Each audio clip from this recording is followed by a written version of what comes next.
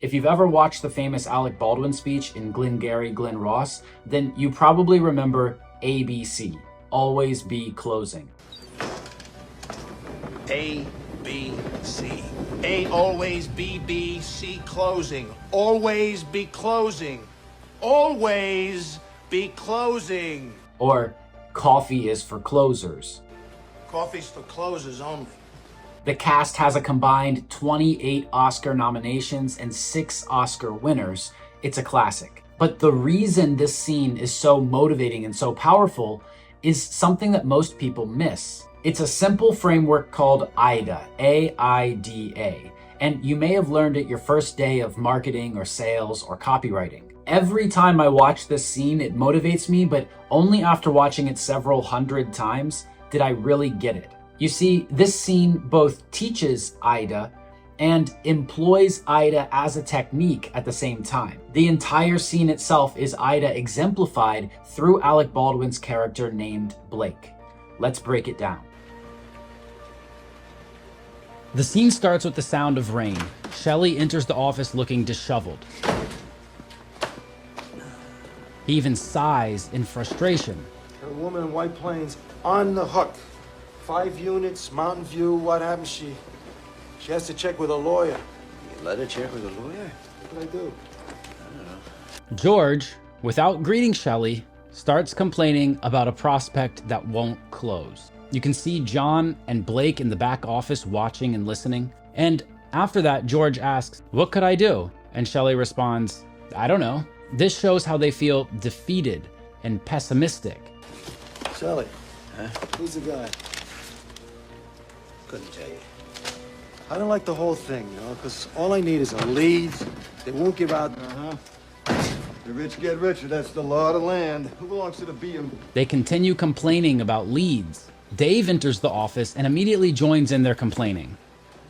It is 7:30. So who is that? None of them know who Blake is at this point. And where's Mr. Roma? Well, I'm not a leash, so I don't know, do I? John announces that it's 7:30, meaning it's time to start. The salesmen ignore him. This is important because John represents what doesn't work. He doesn't get their attention. In fact, when John asks Dave where Ricky Roma is, he becomes confrontational.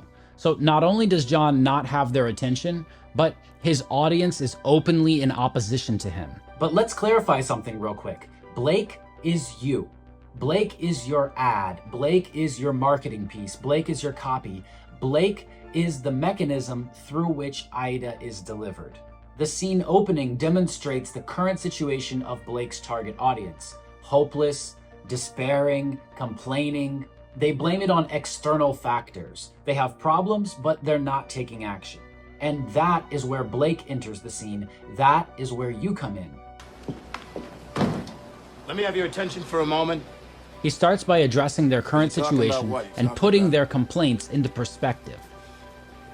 Bitching about that sale you shot. Some son of a bitch don't want to buy land. Somebody don't want what you're selling. Some broad you're trying to screw, so forth. Let's talk about something important.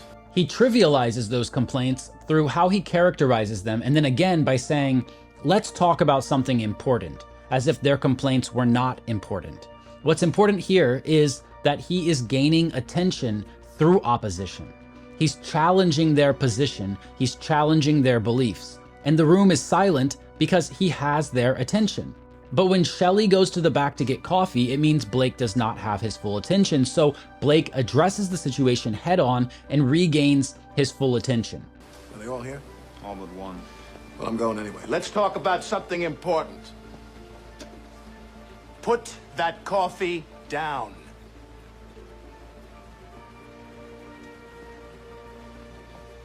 Coffee's for closers only.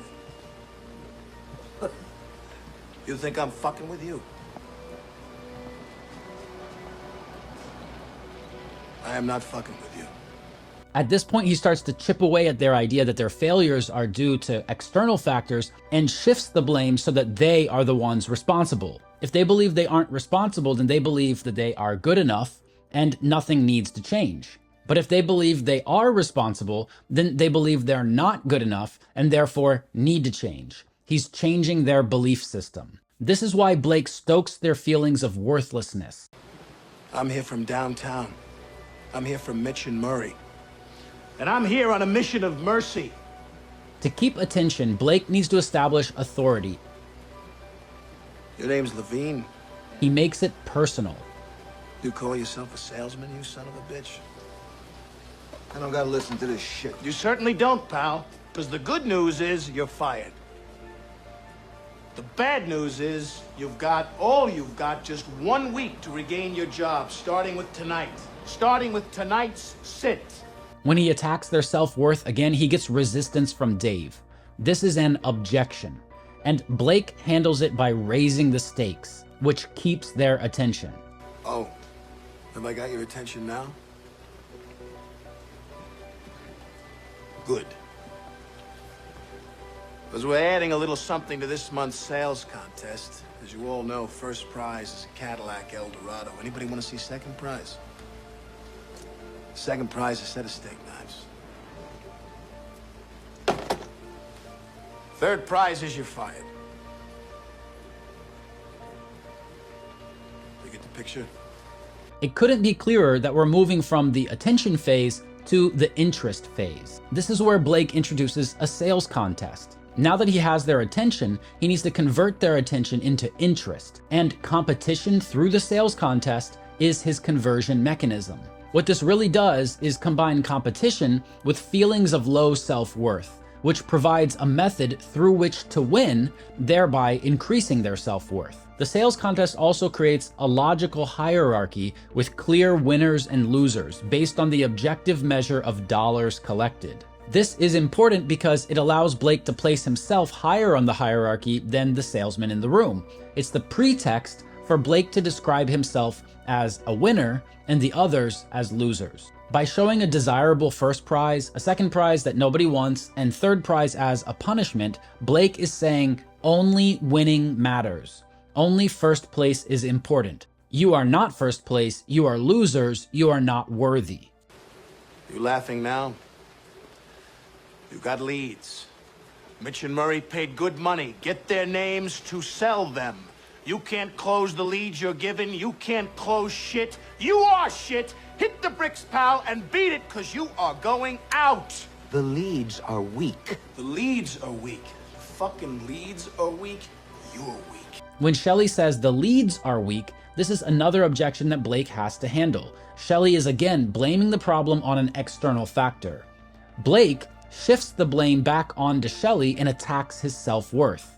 I've been in this business 15 years. What's your name? Fuck you! That's my name. You know why, mister? Because you drove a Hyundai to get here tonight. I drove an $80,000 BMW. That's my name. When Dave asks what his name is, Blake compares the two of them and places his own worth above Dave's, further driving home the feeling of worthlessness. It's so effective that Dave has to look away and pretend not to hear it as a defense mechanism.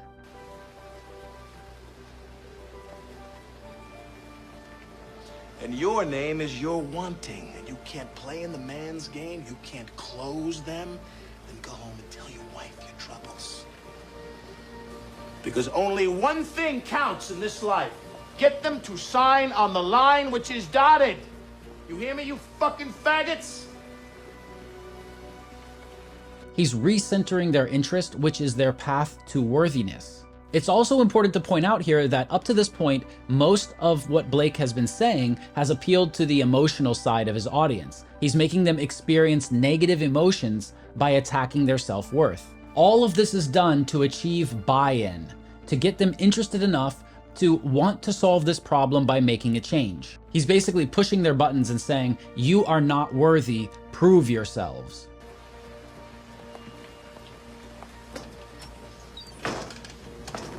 A, B, C. A always B, B, C closing. Always be closing. Always be closing. AIDA. Attention, interest, decision, action. Attention. Do I have your attention? Interest. Are you interested? I know you are, because it's fuck or walk. You close or you hit the bricks. Decision. Have you made your decision for Christ? And action. When Blake flips the chalkboard, it marks the shift from the interest phase to the decision phase. In this video, I'm going to call it the decision phase because that's what they call it in the film, but more commonly it's referred to as the desire phase. This really doesn't change how it works. If we use decision, then the desire is still built up before the decision during the interest stage. And if we use desire, then the decision is still built up at the beginning of the action phase. So it still includes all the necessary elements. What's important to notice here, though, is a clear shift from emotional appeal to logical appeal. The decision phase presents steps, numbers, and facts. As Blake presents the AIDA framework, he makes it clear that his entire speech is AIDA wrapped in itself. Do I have your attention? Check. Are you interested? He restates the reason they should be interested. Check. Have you made your decision? Here he raises the stakes again and increases the importance of making the decision. This allows him to frame his decision stage so that they believe it is important. He now introduces the more logical arguments. AIDA, get out there. You got the prospects coming in. You think they came in to get out of the rain? A guy don't walk on the lot lest he wants to buy. They're sitting out there waiting to give you their money. Are you gonna take it? Are you man enough to take it? Here, Blake connects the logical argument to a challenge to Shelley's manhood, which is a challenge to his self-worth again. What's the problem, pal? You, Moss. You're such a hero. You're so rich. How come you're coming down here and waste your time with such a bunch of bums? Blake addresses Dave head-on to get him to voice his objection. You see this watch? This is an objection everyone encounters. If it's so great, why don't you just keep it to yourself? Why do you have to sell it? Yeah. That watch costs more than your car. I made $970,000 last year. How much you made? You see, pal, that's who I am, and you're nothing. Blake handles it by referring back to the hierarchy he set up earlier. He's able to use status in the hierarchy to restate their respective positions and put Dave in his place. Blake takes off his watch and puts it on Dave's desk. Now Dave has a stronger feeling of what it would be like for him to be in Blake's shoes, to be at that level of status. He finally gets buy-in from Dave when he combines the logical argument, I made $970,000 last year, how much did you make? And then the emotional argument, that's who I am and you're nothing. Nice guy? I don't give a shit. Good father? Fuck you. Go home and play with your kids. You want to work here? Close. Here, Blake restates how the hierarchy works so that it's clear how Dave can gain worthiness.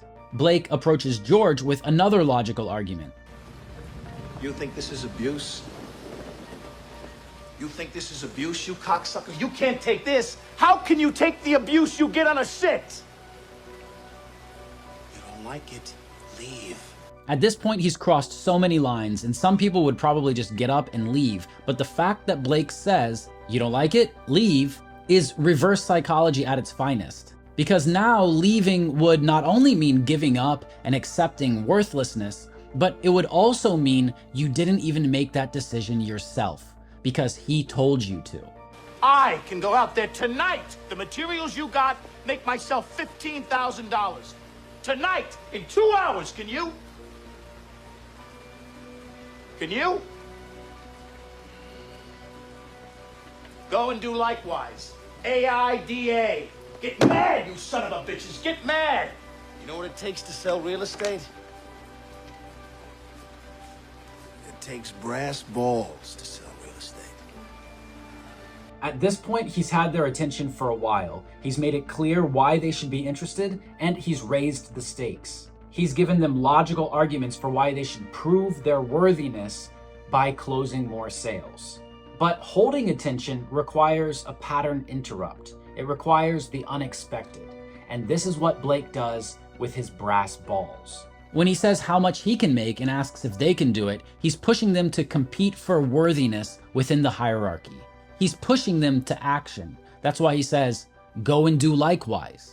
At this point, he's had their attention for a while. He's made it clear why they should be interested, and he's raised the stakes. And this regains him full attention so he can reiterate the call to action. Go and do likewise, gents. The money's out there. You pick it up, it's yours. You don't, I got no sympathy for you. You want to go out on those sits tonight and close, close, it's yours. Not, you're gonna be shining my shoes. And you know what you'll be saying? Bunch of losers sitting around in the bar. Oh, yeah, I used to be a salesman. It's a tough racket.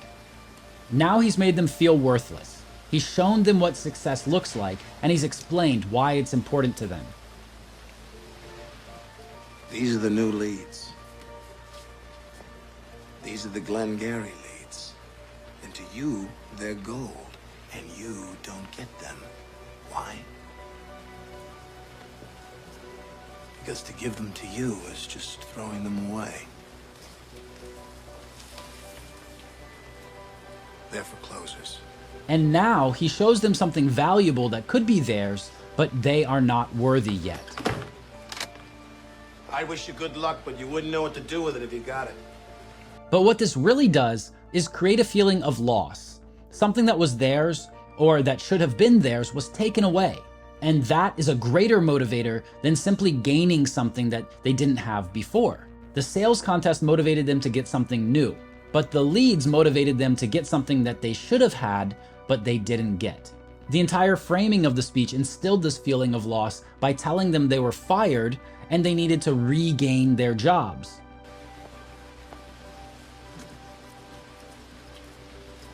And to answer your question, pal, why am I here? I came here because Mitch and Murray asked me to. They asked me for a favor. I said, the real favor, follow my advice and fire your fucking ass, because a loser is a loser. When Blake walks back over to Dave's desk and takes his watch back, Dave feels this loss. Now Dave has the motivation to prove Blake wrong. It's important for me to remind you that you don't have to be as colorful with your language or as offensive as Blake for AIDA to work for you. Different audiences require a different touch. But what you should take away from this scene is the flow between the phases and the mix of emotionally based and logically based arguments. Your target audience is sitting in a room complaining about their problems. Your job is to walk in, get attention, convert that to interest, explain the decision, and motivate action.